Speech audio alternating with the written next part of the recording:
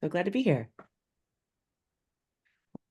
Well, welcome everyone. Thanks so much for joining us. We're super excited to kick it off today. Our plan is to go through some of the top questions we're getting and seeing from product leaders around generative AI. I wanted to introduce myself quickly for those who aren't familiar with me. My name is Polly. I have over 15 years experience in tech. I began my career as a software engineer and engineering manager. I was an SDM at Amazon before moving over to more of the product and project management side. My background is in programming, but I'd always been very much more concerned about why are we building it and for who than the how of it. So that move to product management made a lot of sense for me. Most recently in corporate, I was part of the team on Alexa AI I led the development and launch of the first generative AI answers on Alexa back in 2020 using transformer models similar to those that underlie ChatGPT. So it was an exciting adventure in not knowing what Alexa was going to say exactly for the very first time. I'm currently the CEO and head product coach at AI Career Boost, where I help people transition into careers in AI who are already in the software field.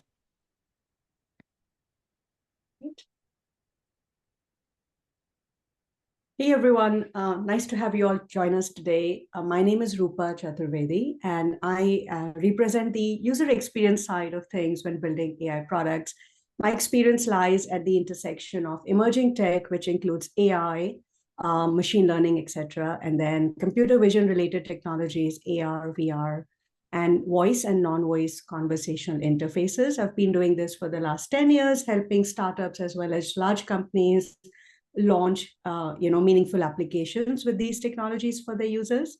My background is in product design. I have a master's in product design from Stanford University, and I have worked across startups in the AI space as well as larger companies, helping them launch their emerging tech products. Currently, I am the CEO of Design Leaders Edge, where I help design leaders, develop leadership skills as well as develop new AI-related skills in design leadership. Awesome. So we're going to give you a quick overview of what we have done in the past, just to help you understand our background. So across Polly and I, our experience, past experience and expertise, we've worked across a different, broad range of conversational AI, generative AI products, as Polly alluded to. So looking at pure voice-based interfaces where you're interacting with a device and you have no way to touch the screen or view anything, and you're just literally using voice as a mechanism to learn about products, make purchases, or perform certain tasks. From there to chatbots, we launched the first chatbot at Amazon, which was an integrated experience with search and helping users understand more about Amazon and Alexa relevant products. We have also worked on multimodal, which is becoming a cool new thing right now. But the idea was to use these devices to provide both a voice and a graphical user interface at the same time for users to be able to make the most out of the AI experiences supporting these devices. We've also worked with non-text and GUI-based interfaces like completely computer vision enabled experiences such as visual AI in the past. So we had a broad spectrum of projects under our belt, trying to solve problems across e-commerce, retail, marketplaces, and basic Q&A generative experiences for AI in the past.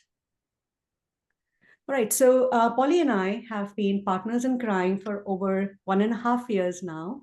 We kicked off our adventure around teaching AI product and design experiences to help folks understand, how to build meaningful AI experiences, making sure that we're taking a human-centered approach and we are thinking through the define, design, and deploy phases of any AI project.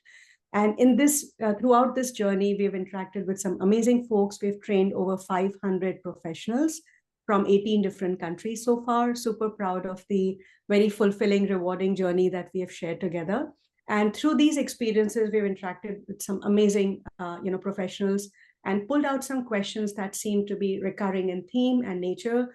And some of these are also very recent, like just what's top of mind for product leaders, design leaders, and how they are using AI in their business scenarios or their context. And so we wanted to share those learning experiences with all of you, but we'll also open up the forum for Q&A with you. So if you have something top of mind, feel free to start documenting and upvoting the questions, and we will address them in a few minutes. So with that, I'll just kick off our first question, which was super interesting when our last course participant asked this, and we both thought this is something we should talk about today. So why do we feel that corporate chatbots seem like they're stuck in the 90s? I'm not sure if you're able to raise your hand, but if you do agree with this, please drop a note to let us know that you think that is the case, and we wonder why, right? It does seem that way. And I'm not sure if I can read into the minds of all the corporate teams that are building chatbots today, but I can at least share my perspective, and Polly will jump in as well. But we feel like there is a preconceived notion around chatbots. Like, a couple of decades ago, chatbots, or IVRs as we used to call them, were designed for a very specific purpose, which is generally customer support and just helping users navigate through some of the more mundane, boring actions that they had to take, which is just finding some information, data around past orders or purchases, and troubleshooting, etc. We haven't broken out of that mindset, even though we've seen some very cool, sexy new applications, thanks to chat gpt and taking that in the forefront, which is you can do some really cool things with chat interfaces. But we haven't broken that mold since the 90s. And unfortunately, the experience, although you're interacting with super advanced, super cool technology, the interface experience still feels like it's from the 90s. And so I do think there are opportunities, and I know there are several startups that are exploring, what an advanced interface looks like, and how we could kind of reduce more friction for the user, but make them understand that they're really interacting with some very personalized, very dynamic, proactive kind of experiences. And so there's a lot of room for improvement here. But I'm just let Polly chime in on what she thinks about this. Yeah, I think, of course, we've got the historical context of what users are used to, and a lot of old school chatbots had a really hard time understanding a user's intent. So especially if they were like over the phone or something, there was a lot of press 1 for billing, press 2 for this, right? Super, like, we're very used to this. It's not a great experience. It was just what we had to live with. At the other end of the spectrum, we have, Chat GPT. When people have been like, a lot of the explosion of chatbots has been because of the adoption of Chat GPT. You have all these degrees of flexibility. And so when a corporation tries to use it, they're like, we want this, but we want a lesser degree of freedom because we don't want people writing haikus to their grandparents or making the chatbot say inappropriate things. We just want these 6 functions. So they seem stuck in this old paradigm of like, here's the 6 functions. And if they open it up too broadly, we see examples like that. The recent example where I think it was Chevrolet, one of the Honda dealerships, Honda was, accidentally sold a car to someone for $1 because the chatbot promised them they could have it for $1 because you were able to hack it using these prompt injection attacks, right? So I think it's really that element of we're on that learning curve of, hey, we want to broaden the experience so it's more natural, but how do we do that while keeping our customer data safe, while keeping our brand and corporation safe? So that's a lot of what we dive into is some, like, there's design principles and some technical considerations that we cover in the course that I think are important when we're actually designing for companies and not just like toy examples. Yeah, and I think, Polly, also the fact that a lot of these platform organizations like Google or OpenAI, etc., they are creating plug and play structures, right? Whether it's the API or the interface itself. It's like a chatbot in a box kind of a situation right Yeah. now. And companies are rushing to implement the next new chatbot implementation within their organization. And so you will see a lot of standardized cookie cutter style approaches because people are not investing in the human computer interaction aspect, or UX doesn't seem to be top of mind when they're building net new AI applications. And so you will see a lot of folks just taking these plug and play structures and just slapping it onto their APIs and just launching something just to test things out. And not just the fact that they will look like the chatbots of the 90s, but they will all start to look like the same. And we will Right. start seeing a lot of what we call banner blindness, where folks will start to expect the same thing and not have any excitement around interacting with chatbots anymore. So thinking about your use cases, like ChatGPT chat interface works for them for their use case, where they have an open-ended interface where you can go and type in anything or ask anything, and most likely, the chatbot is going to be able to respond. We had the same experience at Alexa, where it was a very open-ended experience. But in your use case, you might want to think about whether chatbot is the right use case for what you're trying to do. Would be a great starting point. That's right. Awesome. Let's move on to the next topic. Oh yeah. So I'm so intrigued that we've gotten this question a few times now from course participants where they're basically under the impression that as a startup, they can't really do anything useful with generative AI if they're not an AI startup, if they don't actually have PhDs in AI, if they don't have the skill set to like fine-tune models. And they're asking, is this really a big company thing? And absolutely not. It is not a big company thing. I think if anything, that the opportunity is larger for startups who can move quickly, nimbly, and easily use this technology. I think a lot of the discussion in technical forums that focuses on fine tuning and like the technical upgrading of these systems kind of loses the fact that just using prompting, and by that I just mean like, hey, practice like getting better at communication, providing context, right? You can get 80, 90% of the way. And unless your use case is like requiring a very specific format for the output, like you're actually going to be using it for data extraction and you want it to extract JSON or XML, or if it's not conversational in some way. Otherwise, like most of the time, most of the gains can be from improving just the instructions you give it in English. So I think it's the democratization of this technology and being able to use LLM so powerfully that is one of the most exciting advancements of this, and that we have so many choices now between the different foundation models. As a small company, as a startup, myself as a solopreneur, I use it all day, every day for all sorts of things, and can't believe how it's accelerating me from everything from marketing to thinking about my strategy. And it really doesn't take someone, being able to fine tune a model to use it or even build products on it. How about your thoughts on this, Rupa? Yeah, I totally agree with it. I think for a start, again, it goes back to the use case, for example, right? But there are so many ways you can leverage Gen AI for smaller startups as well, and there are so many tools out there that are just kind of springing up as suite of different applications that you can augment yourself and improve your productivity. Absolutely.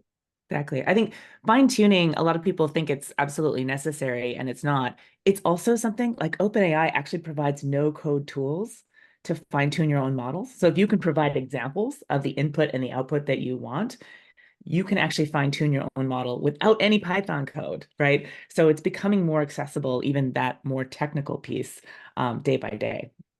Yeah. And we've seen so many of our course participants try and do that during the course, as well as trying to use these custom GPTs to create very specific use case related applications and just test out their hypothesis, or just use that to validate whether users care about an AI enabled experience versus a traditional experience. Is there any incremental value they are seeing from AI? So those are great ways to use LLMs to just test out your hypothesis and see if you want to continue investing in it. Super cool. Shall we move on to the next one? Yeah. All right. And folks, quick reminder, feel free to continue sharing your questions as well, so we can address them as soon as we are done. We have a few more questions and then we'll jump into a Q&A with all of you. So Paul, you want to take this one? Yeah. So the question surrounds like, is there a really big cost increase? Like if you start with a very basic prototype for a Gen AI product, and then you want to move to MVP, and then you want to do production grade, like, is there a massive cost increase? Specifically, if you're scaling, like generally, yes. A lot of what a lot of companies are doing are sort of doing early POCs, proofs of concept, using third-party LLM tools like OpenAI to just prove that it can be done and done accurately enough and within the guardrails and constraints they need for their use case.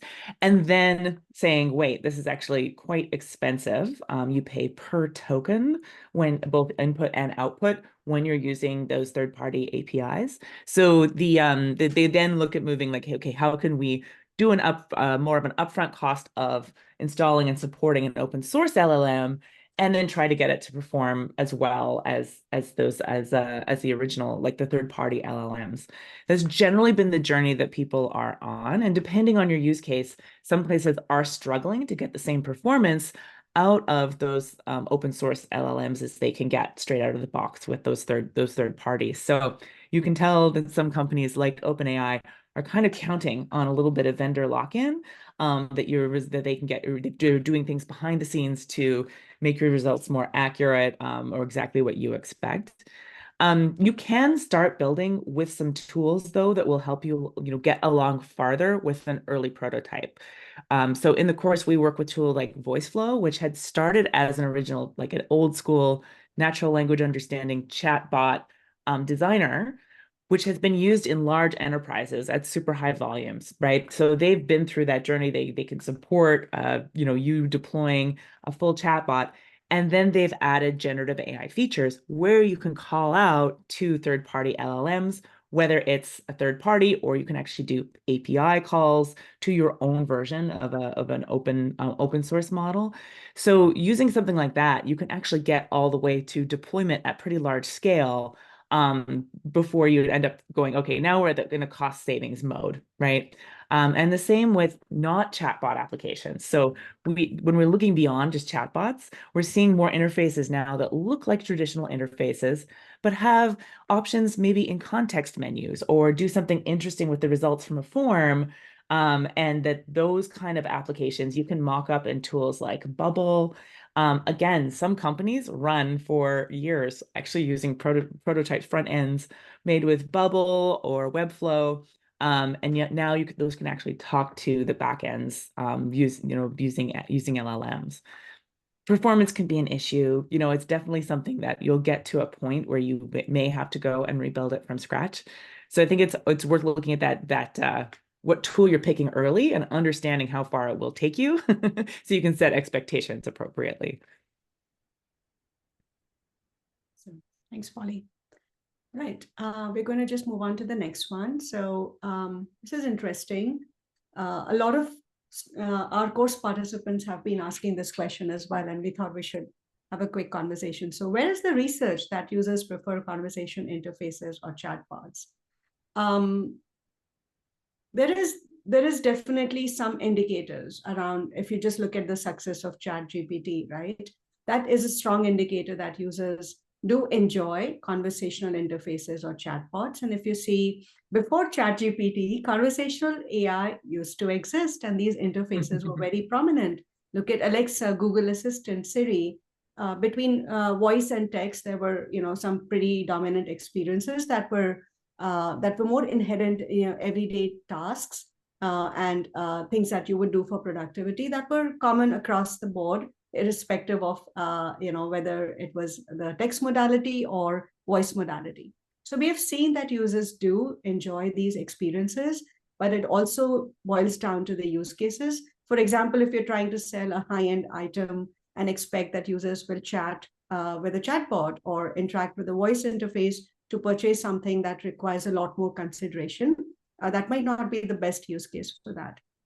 Or if they're looking for finance or medical recommendations, that might just feel a bit eerie to have a conversation with chatbot and trust their recommendation. But in general, we have seen that for generic experiences, to be able to retrieve knowledge, to have Q&A kind of interactions, to do product research, etc., to follow up with customer service or on past historical data. These use cases render themselves best for chatbots or conversational interfaces, and some don't, and it depends on what your use case is. You might want to consider whether this is the best scenario for you. We've seen a lot of folks across different companies, whether they are startups or large corporates, they just assume that chatbot is the first step in the process, and we just go build backwards and try and iterate. Now, if you're Hmm. building something very specific, and Polly alluded to that earlier as well, is your use case might be very limited and very specific, and you don't want to open up a chatbot interface where people can type anything and then feel frustrated that the chatbot doesn't work. So you might want to think through what you're trying to build for, what the value is for the user before you choose your interface. But yeah, there is research that if you really dig into user research, you will realize that there is both pros and cons to these approaches, depending again on what modality you choose and what your use case is, where the user is interacting with, whether it's a mobile surface, whether it's a web or desktop surface. All of these will impact the user engagement with your chatbot. Yeah, Any thoughts on I this, love, Bonnie? yeah, I loved this question. And again, it's come up more than once. Usually early in our course, someone will chime in and say like, hey, can you point me at the research? And I can't tell whether it's like genuine curiosity or if they're a little defensive. They're like, everyone's telling me I just have to have a chat bot. And it's like, can you either point me at the research or tell me it doesn't exist? That's like, everything should be a chat bot. Here it is. Here's the new research that shows this. Why do people suddenly want chat bots when we didn't want them 2 years ago, right? And I think the key is like, there's no research that shows this is universally preferred because it's not. It's not the right answer for every use case. And we see this a lot right now. People are getting this kind of chatbot blindness, or a lot of companies are just throwing chatbots on every user interface and actually taking them down because either they didn't have appropriate guardrails in place, but also they weren't getting the engagement that they were hoping for, right? They didn't have clear goals or they weren't meeting those goals. And so that's where I think it's really key that you actually test this and do some market research early. Again, prototyping tools now with generative AI, it's easier than ever for PMs to quickly prototype things themselves. So I think that's a key new skill. You can get a working prototype, get that in front of users, and understand, do they want to interact like a conversationally or not, right? And in a lot of cases, this won't necessarily be the best UX. That doesn't mean it's not a generative AI use case. It just means it's not a conversational AI use case. Yeah, absolutely. And that's the type of topic we cover in our course as well, right, Polly, where we help our participants understand the different, potential interfaces and what might be a good way to help the users achieve their goals, their jobs to be done, and choose the right interfaces. So those are the type of topics we go deeper into in our course as well. All right, almost there. I think this is the last one. Oh yeah, fantastic. So I get this question often about prototyping, right? If you're familiar with OpenAI's custom GPTs, they've provided an interface where you can basically describe what your chatbot should do, and Shazam, you have a custom GPT. You can even upload your own files to have it interact with a knowledge base. It can even do some fancy things like AI actions to interact with third-party APIs or your own code. And they are super easy to build. The AI actions are a little more complex.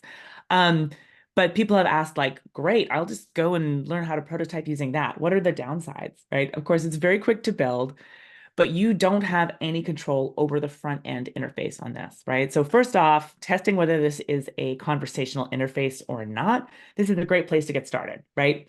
Use a custom GPT. Until very recently, you couldn't share custom GPTs with people unless they had GPT plus. But OpenAI has just changed this and opened that GPT store to third parties, so that or to free users, so people can use these. I don't recommend, if you have any confidential data as part of your knowledge base, so whether that's confidential for business purposes, user data, anything like this, these have proven incredibly easy for third parties to hack using prompt injection. Of course, OpenAI is working on this, but it's kind of a game of whack-a-mole, right? They can be incredibly creative in coming up with ways to get your custom GPT to give away the car for $1, like we talked about earlier, right? It's very, very hard to put enough guardrails in place to make this really secure. And so that's where we're not seeing these necessarily used for external corporate use cases very much at all. They are being used internally, right? Where you're like, oh, internal users have access to this data anyway. It's a great place to try things out for internal use cases, automating processes within a company. or a quick prototype that you want to share while you're watching with users, like very carefully with who you're sharing and who you're watching carefully. But the security and privacy concerns are a big problem. The other one is you don't have any control over that front end interface, right? If you build it and it works and now you want to enhance it in some way, there isn't a way to connect that custom GPT with a different front end, with your own chat interface that looks a little different than what OpenAI is giving you.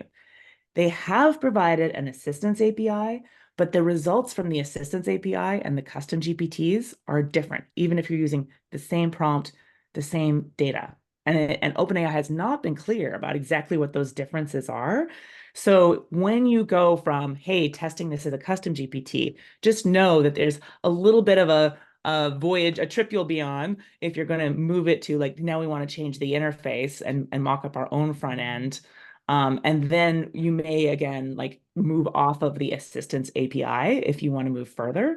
So someone had asked, and I'll address it right now, if there's other frameworks we recommend where you can build in more guardrails earlier. And that's why we use VoiceFlow in particular in our course. It's not the only sort of hybrid chatbot system out there. When I say hybrid, it's because it has both the features of old school natural language understanding chatbots, where you can really restrict and control the flow of the conversation. And you can plug into LLMs when it's appropriate for more creative answers, et cetera. You get to design more of the conversation and then put in more guardrails as needed. So you can avoid things like the $1 Honda situation by restricting what users can say and ask. Awesome. All right, we have one last question before we jump into Q&A. Oh, fantastic. I wanted to ask you about this one, Rupa, because I Yeah. know you do a lot of like the user research angle. How do you evaluate generative AI experiences? How is it different?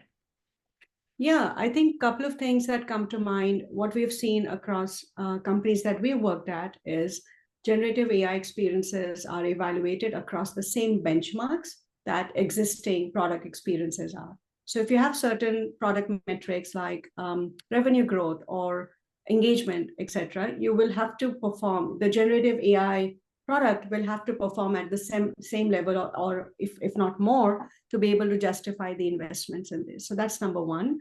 Number two is again looking at the jobs to be done by users and understanding, hey, is this experience reducing friction or adding more value, making it faster, making it cheaper, reducing time, money, etc. for users to deliver value. And if it's not doing that, then it's not really worth investing in. So looking at it from a business goals perspective, user goals perspective, and then defining the ROI around, it's an expensive proposition. Polly's shared so many examples of where, the plug and play options might not really work for your situation. And so you have to continuously invest.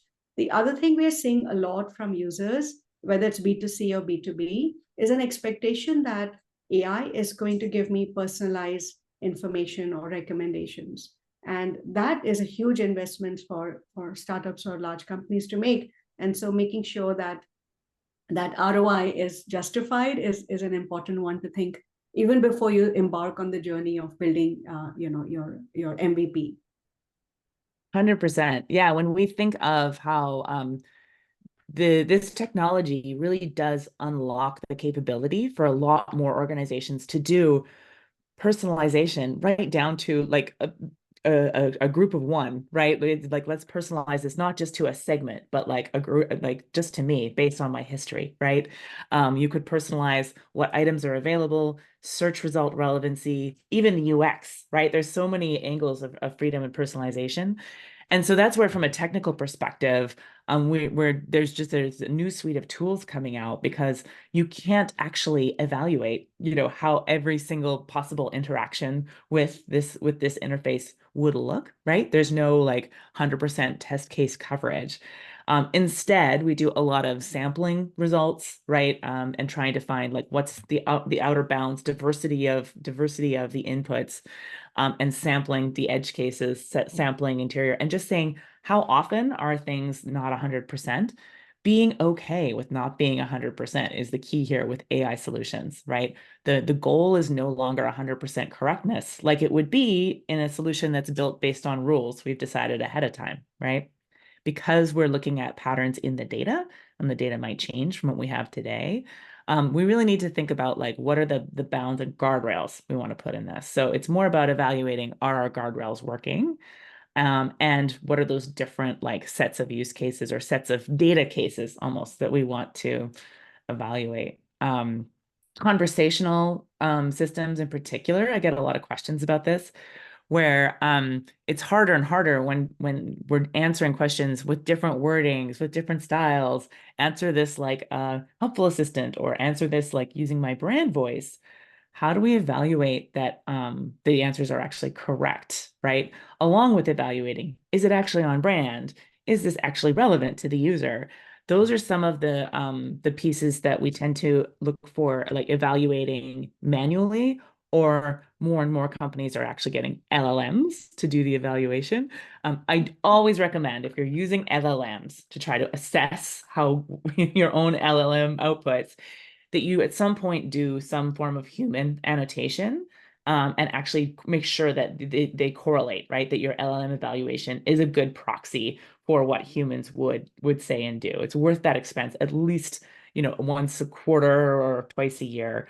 And we do cover in the course actually some examples of evaluation guidelines that we used with human annotators. It is surprisingly difficult to get very, very specific about how the level of detail you need to give these annotators for them to be able to answer, is this correct? Is this on brand? How familiar with your brand do they need to be able to answer that, right? So we have some examples of exactly how we did that on an Alexa project, so that you can see the kind of detail you need to go into to be able to work with human annotators on a project like that. Thanks, Polly. I think we are done with the top questions. We're going to do a quick overview of the course and then jump into Q&A. Yeah, fantastic. So a lot of these questions came from our course. We've run it 10 cohorts now, I think, Rupa. So this will be our 11th coming up in June. So generative AI, how to get to idea from MVP, was really born out of this idea of helping people pick exactly the best generative AI use cases in their organization. How do we evaluate whether this is really going to deliver 10x value? And then how do we actually look at the design aspect of understanding what kind of UX I should be looking at, conversational or these emerging new kinds of UXs for generative AI that are not necessarily just chatbots. And then we also look into the tech tools you can use to develop an MVP. So we talk a lot about the different trade-offs and choices between these different tools, and the kind of tech stacks you might look at based on your use case and kind of the stage of your project. It's really designed to take you through that first early phase of a project or two, where you can at least get to an MVP. And we often do office hours to help give you feedback on either your early PRDs or actual MVPs that sometimes people get to in the course.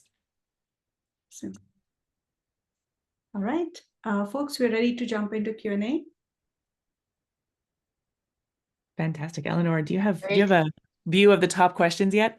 I do. Yes. So we got a total of 10 questions for now, and the one that has the most votes, and reminder to everyone, if there's specific questions you want to be answered, use the upvote functionality. There's like a little thumb, just click it. This helps us prioritize.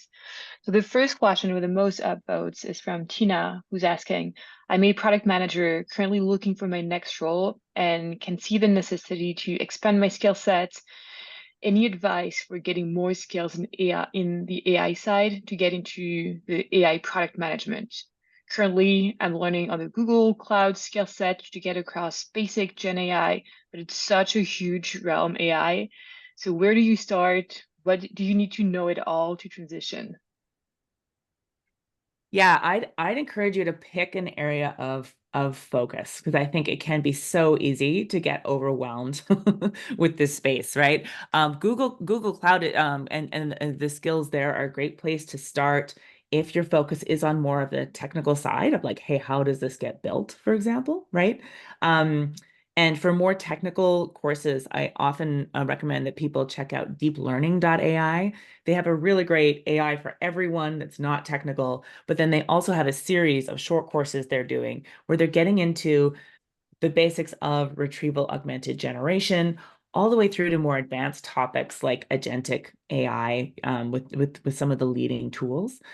So if you have some very, very basic Python, deep learning AI is a great place to dive a little deeper. If you're more on the non-tech side, there's definitely some courses out there, whether the ones from Google on generative AI for everyone, that deep learning generative AI for everyone. Of course, our class is designed to go a little bit deeper with as far as getting hands-on. So that idea of actually being able to build a prototype that you are clearly like solidifying those skills as you go is part of the reason our course was created.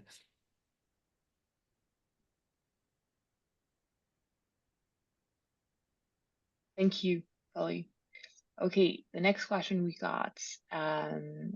How can we use Gen AI to improve our productivity as a product leader?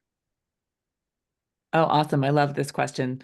I don't know if you guys are familiar, Claire Vo is an amazing product leader, and she's created an awesome custom GPT that will help you build a PRD. Now, I've seen a lot of these build a PRD. Of course, that's sort of one of the first ones people think of because it's a big, long document, and a lot of content management use cases are what people have been tackling first.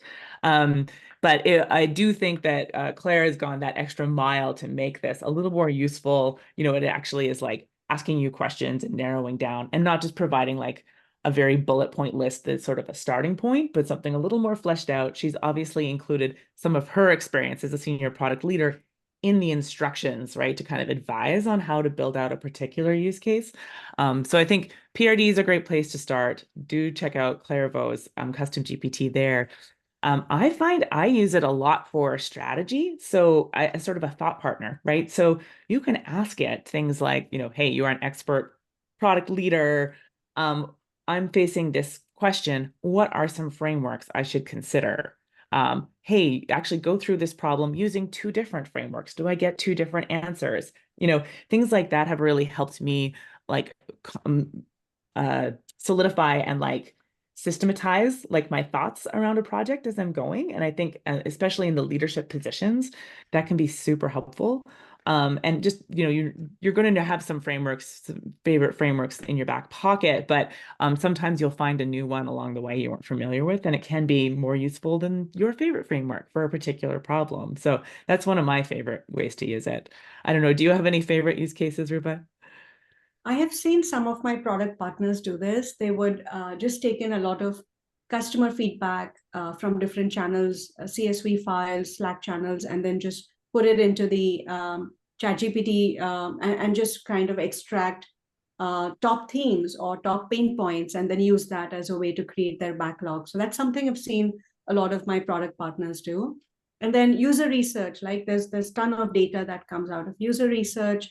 Typically takes a lot of man hours to go through that content. And so we've seen us working together with product partners to input all of that data and then extract the core themes and summaries that we should be focusing on in terms of priorities and pain points for users. So those are a few examples I have seen working with my product partners to build in a more user-centered product roadmap. Thank you both. Before we jump into the next question, there was a question in the chat about if you could repeat the name of the PRD custom GPT reference. Yeah, I think I typed it there. It's Claire Vo, V-O. Yeah. Great. Thank you. Sorry, I didn't see your message. No worries. Great. Okay. On to the next question. So I'm a data scientist turned PM. I mostly see Gen AI can help only for the use cases that are more content oriented, productivity, chatbots, core problems are very different. Why do you think other use cases of Gen AI in mid to large size organization? Yeah, what other cases can solve in mid to large size organization? Yeah, I think a lot of people, so 80%, 90% of the use cases in organizations right now have been internal partially because people are still navigating the security risks of putting things externally. But they have been things like just automating, right? So instead of being a chatbot, you can, if there's anything involved in manipulating documents, of course, you can combine two documents, things like that. If that's someone's job, having them be able to press a button, combine it, and then review it saves them a lot of time. So there's a lot of those internal kind of cost savings, time savings use cases. The ones that I think are more interesting, though, are around data. So I think it's super cool to see that companies are, if they have a bunch of messy, say, unstructured data in PDFs, and they're like, ooh, we actually need this in a more structured, database for our applications to use, that using these LLMs for extraction has been a use case that we've seen really good success with. So whether it's extracting it to a more structured format or just extracting facts from the content to make decisions, those can then feed some of the data science use cases, right? So there's a lot of cases where content is trapped kind of in big, messy, unstructured documents, and they want to be able to use it more effectively in structured ways. That's one really cool use case. And yeah, the other one is when we're getting into things where we're actually like translating from one data format to another, checking data for completeness, correctness, et cetera, or even creating synthetic data, right? So this is even disrupting traditional machine learning. There have been traditionally a lot of use cases that companies have struggled to implement because they don't quite have enough data or enough representative data of one of the different cases, right? And so with generative AI, they can actually generate representative data and use that for training their models, right? Of course, there's issues you'll get into with quality. If you're using generated data, you have to do a lot of checking on the quality on the other side, that it's still representative of the real world. But if that was a barrier before, this is actually unlocking some new use cases and potentials in organizations that I think that's more the cool, sexy things that are happening at more advanced organizations. Thank you, Polly. I think we have time for one more question. I'm a PM in a service company. We are currently working on integrating Gen AI in our solutions. But since most of the competitors are also using similar widely available LLM models in their solution, it gets really difficult to create an IP and differentiate. In your experience, how would you go about creating a product in such a landscape? Such a great question. I think it's one that's top of mind for so many people right now. I think, Rupa, I'll ask you to take a stab at this. I've got some thoughts too, but if you have any thoughts. Yeah, I think I want to go back to first principles here. Is like just because everyone else is doing an LLM-based chatbot or whatever your use cases doesn't mean you have to. But differentiation comes from making sure, like I think this is applicable to any product that you're building. The differentiation will come from, are you truly meeting the user need or solving a problem for them? Polly and I talk about this framework in our course, which is either improving the value, so 5x, 10x value over what they already have, or reducing friction by 3x, 5x. So either saving them time, saving their number of steps, redundancies, to be able to make meaning out of the AI experience. And then, of course, it depends on your business model or your what differentiates you as a company from other companies. You can leverage that in your AI product as well. Some companies are great about customer service, personalized experiences. Some companies are just operating at a price point and saying we are the cheapest or the lowest cost operator. So it depends on what your overall business value is, and you can extend that to the AI product. So that should not be too different, but making sure you're working backwards from solving a real need will go a long way in helping you differentiate from everyone else who's just doing a plug implementation. Exactly. I think the path we see a lot of people on is people understand the possibilities with LLMs via ChatGPT or some other way, and they're like, oh, look what we could build. Okay, but then they make the mistake of assuming that that can be a competitive advantage when it's like everyone has access to this technology. So access to OpenAI's APIs is never going to be a competitive advantage. How do you build a competitive advantage then? There's definitely advantages being built on proprietary data. That's one piece, right? The key here is it used to be the more data, the better. With LLMs, it's surprising that they actually do perform quite well on a lot of use cases with limited data, with like only a few examples. Their performance improves drastically. Again, going back to, is this an advantage for the big guys or the little guys? Actually, the little guys with a little bit of representative data might be at an advantage here. They can actually do something pretty well with a couple of, with only a few examples. So that's pretty exciting, right? Data is one differentiator. The other ones are things like, hey, can we build just an amazing integration or workflow that's going to be really sticky and keep people in the moment, right? What is the advantage of coming to here versus going over, opening a ChatGPT window or the new desktop app and like doing something in there, right? If what you're doing can be you're better off doing it in a ChatGPT window on your browser, don't do that, right? Like we're being called to be better than that as far as understanding our users' workflows, right? And I think that's been the message from OpenAI.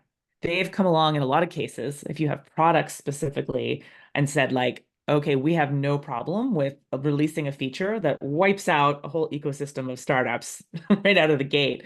So product-based, AI companies, really have to struggle to make sure they're not in a space that is going to get wiped out like that, and that they can build some IP.